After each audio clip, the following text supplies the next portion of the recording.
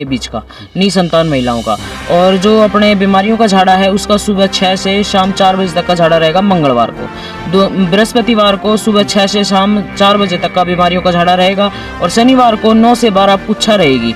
जिसको भी अपने घर की कुछ दिखवानी है, ऊपरी पराई या कुछ भी है, तो वो अपने घर से 3 चम्मच चीनी वार के जब लेके आए, नहीं तो फिर वापस भेज दिया जाएगा। नशा करता हो, दारू वगैरह का जो भी नशा करता है, वो इंसान अपने साथ एक बोतल, इंग्लिश पीता हो तो इंग्लिश लेके आए, देसी पीता हो तो देसी लेके आए, 5 लड्डू 2 सिगरेट लेके आए। प्रसाद यहाँ भी मिल जाएगा, नहीं तो अपने घर से भी ला सकते हैं। और क्योंकि वो आर्मी में है तो मम्मी अकेली रहती है। कभी जब मेरा मन होता है तब मैं मेरी माँ से मिलने ज़रूर जाती हूँ।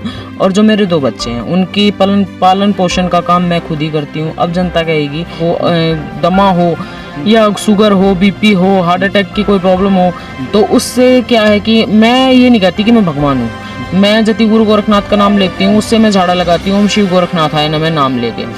जो बबूत है वो कई पदार्थों से मिलके बनाई जाती है, जैसे कि सेब भी डलते हैं, केले भी डलते हैं। टाइम स्टार्ट में देखने वाले सारे भाई ने राम राम भाई। हाल फिलहाल आप बेठे हैं मोखरा गांव में, और मोखरा गांव में एक बहुत चर्चित गांव है। किस कारण? साध्वी जी के कारण। साध्वी जी तो आज बात करें क्योंकि बीच में काफ़ी सारे भगत है वो इनकी नहीं मिल पाए थे। कारण क्या था?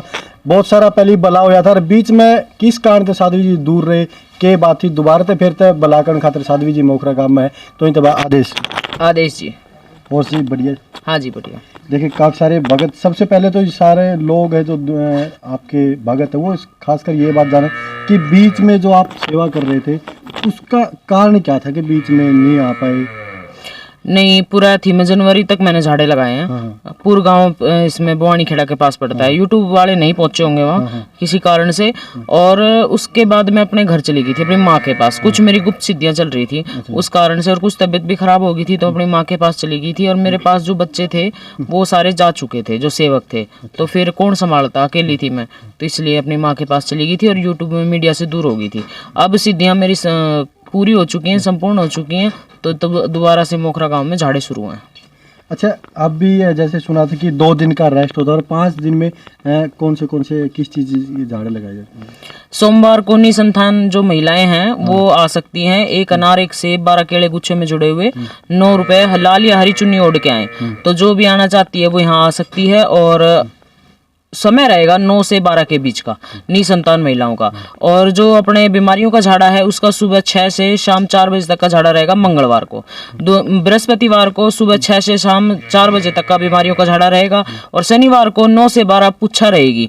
जिसको भी अपने घर की कुछ दिखवानी है, ऊपरी पराई या कुछ भी है, तो वो अपने घर से 3 चम्मच चीनी वार के जब लेके आए, नहीं तो फिर वापस भेज दिया जाएगा।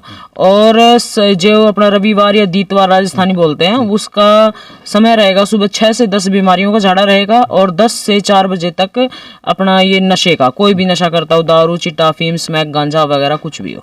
ठीक है। देखिए जी साधु जी, काफ़ी सारे लोग इस बात को, काफ़ी सारे क्वेश्चन पहले भी की थी कि आपने जो एक, अभी तो आपकी छोटी उम्र कह सकते कि इसी के अंदर ये सेवा भावना या साध्वी का रूप धारण क्यों किया, इसके पीछे का क्या? इसके पीछे का कारण ये है कि मेरे खुद 5 ऑपरेशन हो रहे हैं। मैं खुद अपने शरीर से परेशान थी बहुत ज़्यादा। तो मैं गुरु गोरखनाथ की भक्ति तो 2008 से कर रही हूँ, ठीक है। और उसके बाद मेरे ऑपरेशन होते रहे, बाबा की भक्ति भी लगी रही। परीक्षा देखो बाबा ने लेनी हो है, और परीक्षा में जो सफल कहते हैं ना कि दुख की नदी को हम पार नहीं कर सकते तो सुख के समुद्र को कैसे पाएंगे। सही बात है। तो ये बात है। तो हम दुख की नदी मैंने पार की, अपने ऑपरेशन वगैरह मेरे जो भी सारे पार्ट्स जो कि हैं लेडीज के होते हैं वो सारे निकल चुके हैं। उसके बाद मेरे गुरु के पास मेरे को लेके गए। वहाँ गुरु जी ने बताया कि भाई ठीक तो ये हो जाएगी, पर इसको जन कल्याण करना होगा। और जन कल्याण के लिए इसको, मतलब कि भाई जन कल्याण कैसे होगा, अब इन्वेस्ट करने के लिए पैसे तो है नहीं, तो और बिना उसके तो बोले कि भाई इसने गोरखनाथ की भक्ति की है, अगर ये धुआं लगाएगी, भभूत देगी अपने हाथ से, तो जरूर आराम होगा। तो तभी से मैं झाड़े लगा रही हूँ, और धुएं से भभूत भी देती हूँ, और आराम भी हो जाता है। कहीं न कहीं गुरु के आदेश का पालन किया, और अपनी शारीरिक जो बीमारी उनको दूर करने के लिए एक समाज सेवा का तरीका आपने। हाँ जी, इसमें मेरा खुद का स्वार्थ लगा लीजिए, क्योंकि अब गुरु गोरखनाथ की मैं भक्ति करती हूँ तो उसमें तब भी चलता है। तब करने से खुद के भी कष्ट दूर होते हैं, और जो आने वाले भगत हैं उनके भी कष्ट दूर होते हैं। और एक देखिए हमने वीडियो भी देखी थी, काफ़ी सारे कमेंट भी कि जो नशा भी छुड़वाया जाता है, जैसे कोई भी दारू पीता है तो उसके लिए क्या उपचार, क्या दारू चढ़वाई जाती है, क्या कुछ ऐसे? जो भी कोई नशा करता हो, दारू वगैरह का जो भी नशा करता है, वो इंसान अपने साथ एक बोतल, इंग्लिश पीता हो तो इंग्लिश लेके आए, देसी पीता हो तो देसी लेके आए, 5 लड्डू 2 सिगरेट लेके आए, प्रसाद यहाँ भी मिल जाएगा, नहीं तो अपने घर से भी ला सकते हैं। और वो दारू जो लेके आएगा उसको यहीं बैठा के पिलाई जाएगी, अपने साथ दूसरा ड्राइवर लेके आए, गाड़ी का या बाइक का जो भी है। लेडीज कोई भी अकेली किसी दारू वाले के सुठाने वाले के साथ ना आए, कोई अपने साथ जरूर मौजूद आदमी लेके आए। और जो मोटा नशा होता है जैसे कि चिट्टा, अफीम, गांजा, सुल्फा, स्मैक वगैरह, उस सब के लिए ये अपने साथ इतना नशा 2 जगह लेके आए, उसको यहीं बैठा के पिलाया जाएगा। इंजेक्शन वगैरह जो भी कोई लगाता हो तो छूट जाएगा नशा।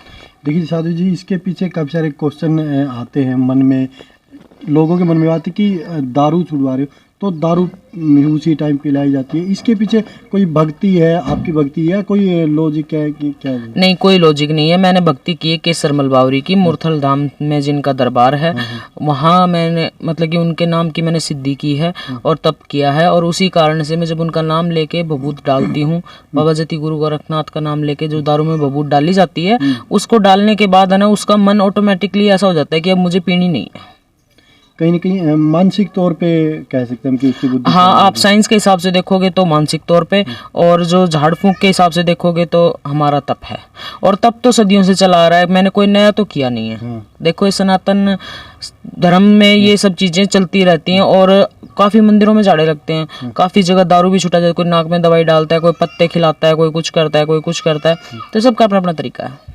साधु जी, काफ़ी सारे लोग जानना चाहते हैं कि जो आपकी स्टार्टिंग थी बचपन की, एजुकेशन कितनी है? क्योंकि कई बार ऐसे भी कहते हैं कि साधु जी बैठी है अपने ही कुछ मतलब पाखंड कह रही है, काफ़ी सारे लोग ऐसे भी कहते हैं कि इनका बचपन के बारे में क्या कुछ भगत है, वो भी जानना चाहते हैं। देखिए जी, मेरे फादर आर्मी में थे, मैं काफ़ी बार बता भी चुकी हूँ। मेरे फादर आर्मी में थे और मेरे फादर ने 15 साल हमको साथ रखा था। हम 4 बहन भाई हैं, हमें साथ रखा था। हमारी जितनी भी पढ़ाई हुई है सेंट्रल स्कूल से हुई है, पर उसके बाद छोटे में ही हमारी शादी कर दी गई थी, क्योंकि हम गाँव के माहौल में एडजस्ट नहीं हो सके थे, क्योंकि हम शुरू से बाहर ही रहे थे शहर में। तो हमारी शादी हुई, मेरी शादी होने के बाद जो मेरा हस्बैंड है वो 2-4 साल तो ऐसे इधर उधर, फिर उसके बाद उसकी सरकारी जॉब लग गई, वो सरकारी डॉक्टर है नारनौल में, सिविल हॉस्पिटल में उसकी ड्यूटी है।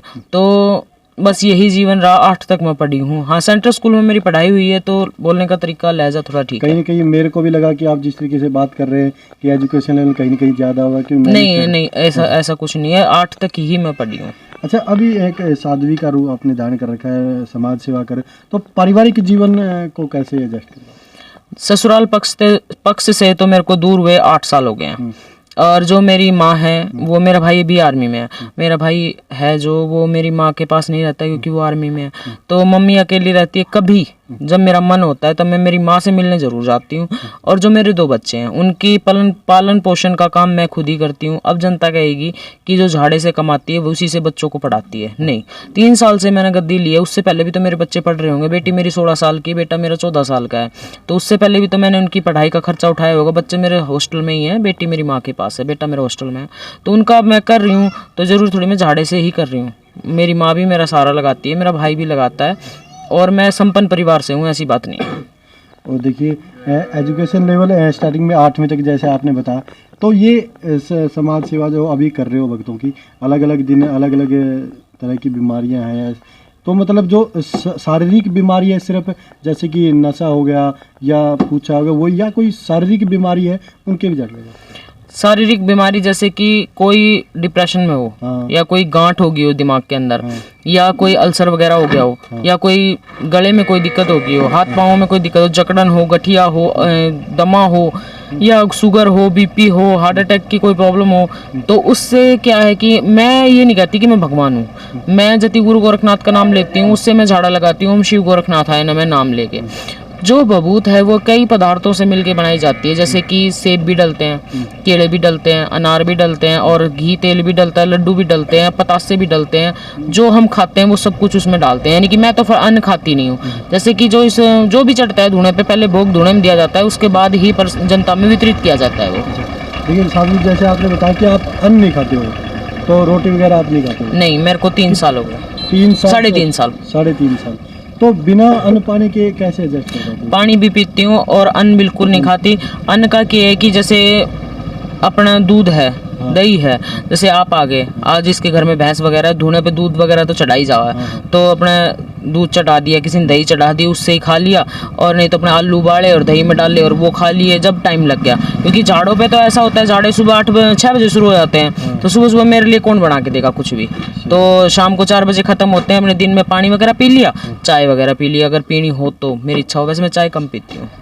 और साधु जी देखिए, आपने भी सुना होगा कि समाज में बहुत सारे लोग हैं जो पूछा करते हैं ऐसे, और जो ये जब गद्दी वगैरह, गद्दी बोला जाता है जिसको, उस पर बैठते हैं, तो कोई बोलता है कि मेरे अंदर बजरंग बली आया है, कोई बोलते हैं कि मेरे अंदर माता आई है, जो ऐसे हिलते डुलते हैं, ऐसी आपके अंदर क्या प्रतिक्रिया होती है क्या? नहीं, मेरे अंदर ऐसी कोई प्रतिक्रिया नहीं होती, ना ही मेरे अंदर कोई माता आती, ना कोई पिता आता, ना कोई बजरंग बली आता, ना जति गुरु गोरखनाथ, कोई नहीं आता मेरे अंदर।